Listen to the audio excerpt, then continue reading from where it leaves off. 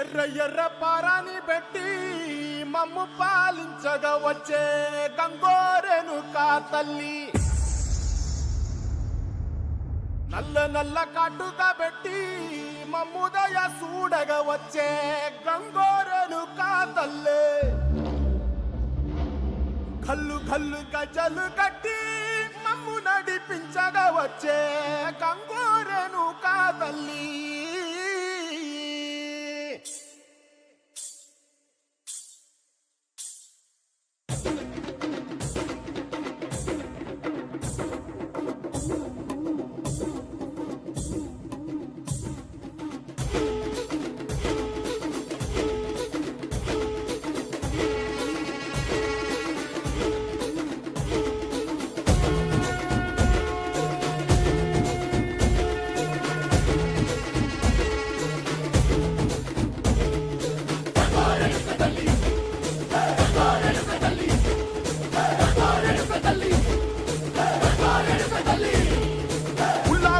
గట్టి పుల్లోకి వచ్చనమ్మా చాలారి అమ్మోరికి శాఖ ఆ శాఖ సాయం మాత్రం మహాలో ఏళ్ళ కూడా ఇచ్చిందంటే ఈ మహాత్రి ఎంత ప్రతిష్టగా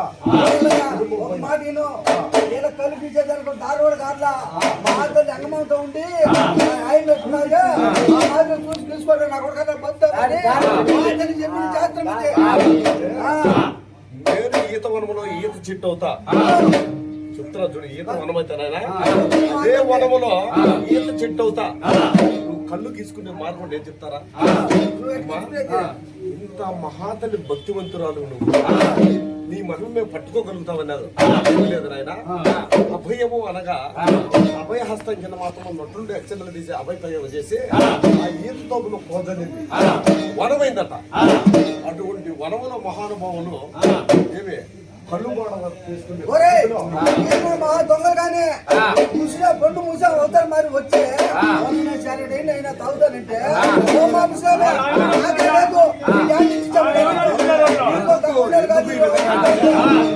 ఆమె రూపాన్ని మానవుడు గారి దృష్టిలో పడితే చిత్రకణతో చూసిందనుకో భూమి ఆకాశ మండలం అంతా ఏమైపోతుంది, కాబట్టి అవతారం పరిమాణింది.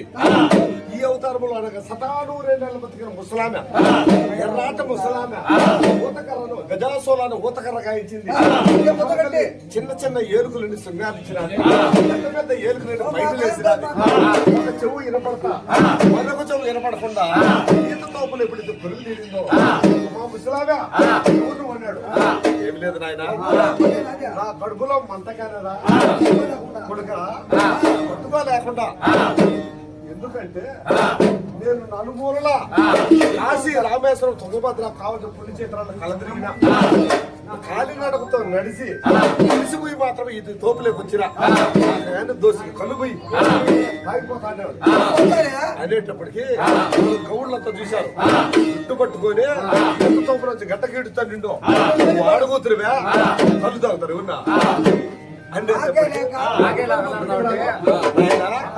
నేనెవరో నా మహిమ తెలియలా మీకు.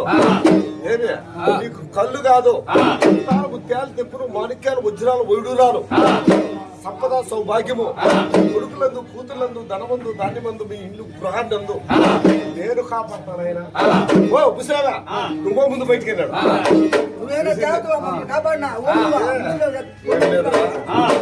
ఆ ఈత చెట్టు మార్గం కళ్ళు గీసి నాకు దోసిపోయింది. ఏదమ్మా కళ్ళు తాగుతురువా ఆడుగుతురువా? కళ్ళు సారాయి మదమాంసం తినేది ఎవరు తెలుసా? అనేటప్పటికి మాట కోసం మహతల్లి సైన్యం జరుపుకుంటారు ఇది. కాబట్టి తల్లి కాళీ మా కాళీ కారణ వేల్ప వేరే మండల కాళ్ళు భద్రాచారి ఆ మహాతలి ఎరుగులతో ఏకమయ్యి ఇప్పుడైతే వాళ్ళంట గృహమున కదులు వచ్చిందో కళ్ళు పోవడం శాత పట్టుకొని ఒక్కరు గుర్తు పెట్టుకొని చెత్తల శాత పట్టుకొని ప్రహాల శాత పట్టుకొని ఆడబిడ్డ సాయం తీసుకొని మహాతల్లి మాత్రం కదిలిపోతా ఉన్నది. కలిగి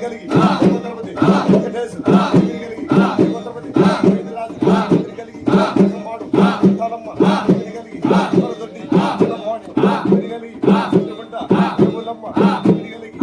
జోరు భవాని కలిగి అల్లర్కోడు సరేడుగా కలిగి అల్లపోర ఇలయ్య కలిగి పాటు సరేడుగా కలిగి పేడలు దోశాలు కళ్ళ అనగదోలి ఇంటి కళ్ళ అనగదోలి అమ్మా ఇటువంటి దీవెనకరంగా నేను కళ్ళు పాడం తీసుకొని వచ్చా ఆ కళ్ళులో ఎటువంటి చీడ పురుగులన్నీ పడినాయి. ఏం పడినాయి తెలుసా? పురుగులు పడినాయి, దోమలు పడినాయి, ఈగలు పడినాయి, వాల్సులు అన్ని పడినాయి. బల్లి మహా ప్రమాదకరమైంది. అటువంటి బల్లి విషమం కక్కితే ఏ దాంట్లో విషమైనా సరే ఉండదు. నా కళ్ళు పాడంలో ఉండదురా ఆయన కుమార కౌళ్ళారా, నువ్వు ఒడగట్టు. ఏమే ఎడమ చేత కళ్ళు పోయి కుడి చేత డబ్బులు పట్టుకోరా ముసలాబా నీ కళ్ళు తాగుతావు అని చెప్పి లేదురాయినా నేను మాట తప్పేది అని కాదురా కుమారా.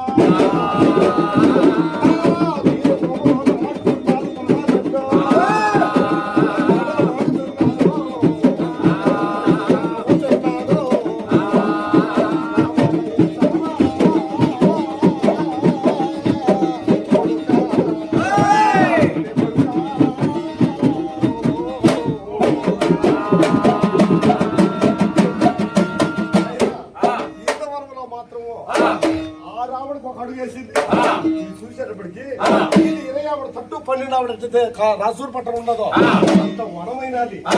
వనంలో మహాతల్లి ఏ చెట్టు పట్టుకున్నా కళ్ళు పాడం మాత్రం కాలికి మాత్రము వేసుకొని కళ్ళు చెట్టు ఎక్కినాడు. ఆ కళ్ళు చెట్టు ఎప్పుడైతే చేత పట్టుకున్నాడో ఉల్లిగూట మహాతల్లి ప్రయోగం చేసి ఇచ్చింది. ఆ ఉల్లిగూట వైపు కొట్టియాలంటే అమ్మా ఈ చెట్టు కళ్ళు కప్పదా లేదురా. ఏమే సప్త లోకాల్లో నా సాడు ప్రతి ఒక్కరు తాగాల. ఏమనుకున్నా నేనా ఆడబుద్ధులు అనుకున్నా.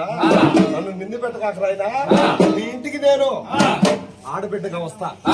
అదే మా నమ్మకాలు ఆడబిడ్డ సాయం తీసుకుంటాను. కాబట్టి ఎత్తిన బాండవ పెట్టుకోవాలా, సొంత పెట్టుకోవాలా, అడ్డబొట్టు పెట్టుకోవాలా. నాకు ఎవరికి లేదుడా అడ్డబొట్టు పెట్టుకోవాలా. అదే మహాతల్లి నిన్ను ప్రార్థన చేసి అందుబాటు ఎత్తిని తీసుకొని జ్యోతంలోని కదిలిపోతాను. ఒకటే ఇష్టపట్టుకుంటాను,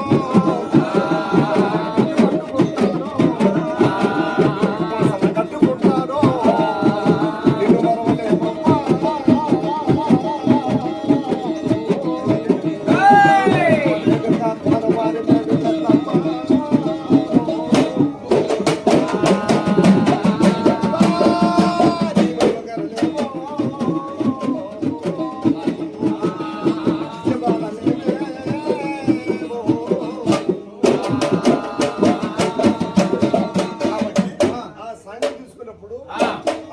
దీవెన, అత్తివాడ దీవెన, బ్రాహ్మణ దీవెన, భటుల దీవెన.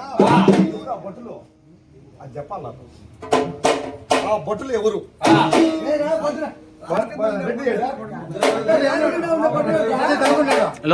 భటులు అనేవాళ్ళు కాబట్టి మన పట్టణం రాజ్యాన్ని అంతా కాపుదల కాసేవాళ్ళు వాళ్ళే పోలీస్ అధికారులు. వాళ్ళ దీవెని కూడా ఉండాలి. కాబట్టి అసాధు వారి దీవెని మీకు బ్రహ్మ దీవెని కలిగి కలుగునే పెట్టి దాసరులు తెచ్చనమ్మా తంగేడు పూలు పెట్టి అంగాడ ముఖ్యనమ్మా ముక్కు ముక్కెర పెట్టి లోకాల మీదనమ్మా ముంగార చూడంగా మున్నూరు కన్నులమ్మా ఎదుగాల చూడంగా ఏనూరు కన్నులమ్మా సాధు శిస్తులంతా సాగిల బట్టరమ్మా మహారాజు రాజులంతా మొగారిందిరమ్మా కోరిక కోరంగా రంగులు పూసినాము ఆశలు తీరంగా వేషాలు చేసినాము నీకన్న పెద్ద దిక్కులో కాడ ఎక్కడుంది నైవేద్యం పెట్టంగా మా కాడ ఏమిటుంది వరలన్నీ అలగించి వరమీయవే తల్లి కన్నా బిడ్డలను కాపాడవే తల్లి.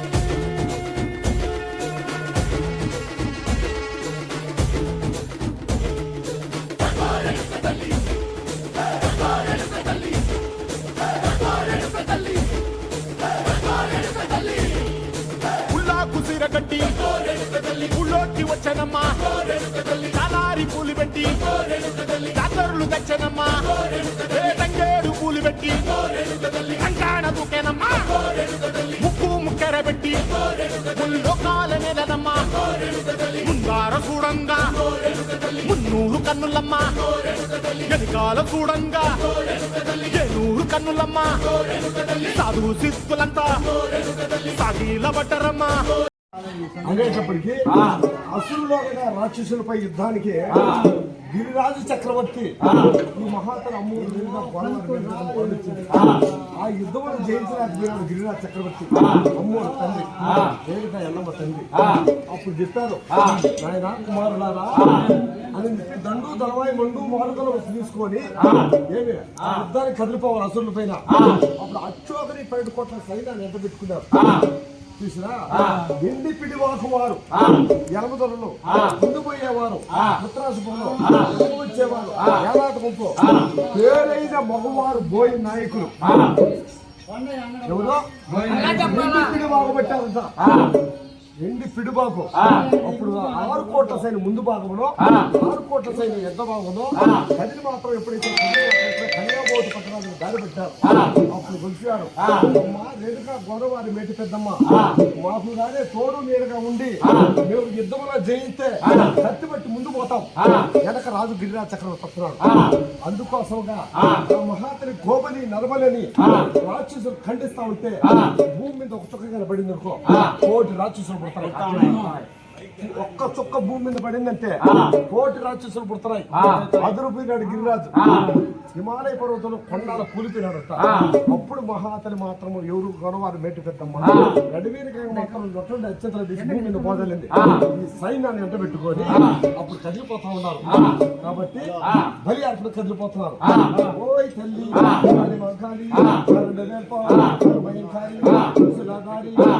వీర మండలి కోమల పదరాచారి 20 జన్మలో 16 రోజుల్లో 300 గ్రామంలో చేసినాము ఏంటి మురుగులకు తప్పుకోలేక ఆ రోజు ఇంట్లో వచ్చినాము ఆశైన కుమారుడు ఏమని దీవిస్తున్నాడు గుడ్డు గోవు ధనము ధాన్యము సంపద సౌభాగ్యం మిద్దులు మేడలు ఎండి బంగారు కొడుకులు కూతుళ్ళు లెస్సాయిస్తానని మహాత్మ కొడుకులు కూతుళ్ళు చదువుల సమస్త మందు నేను మీకు తోడుగా ఉంటా నా యుద్ధంలో మీరు వీరాది వీరులు కాబట్టి నాయన ముందు పోయేవారు మీరు సైన్యాలు పొద్దులుకో ఎటువంటి లోటు లేదు నా దగ్గర అత్యంతలు తీసి అభయప్రయోగం చేసి భూమి మీద చలితే మిమ్మల్ని యుద్ధంలో జయించేవాడు ఎవరు లేరు అటువంటి యుద్ధం పట్టుకొని కత్తులు కటాలను చేత పట్టుకొని ఇప్పుడు గదిలిపోతా ఉన్నారు అటువంటి దీవెనలో ఆడబిడ్డ దీవెన వాడ దీవెన రావణ దీవెన వడ్ల దీవెన సాధ బహిరేరు వారి పొమ్మల వారి దీవెన సకల భాగ్యము కలిగి శుభం కలుగు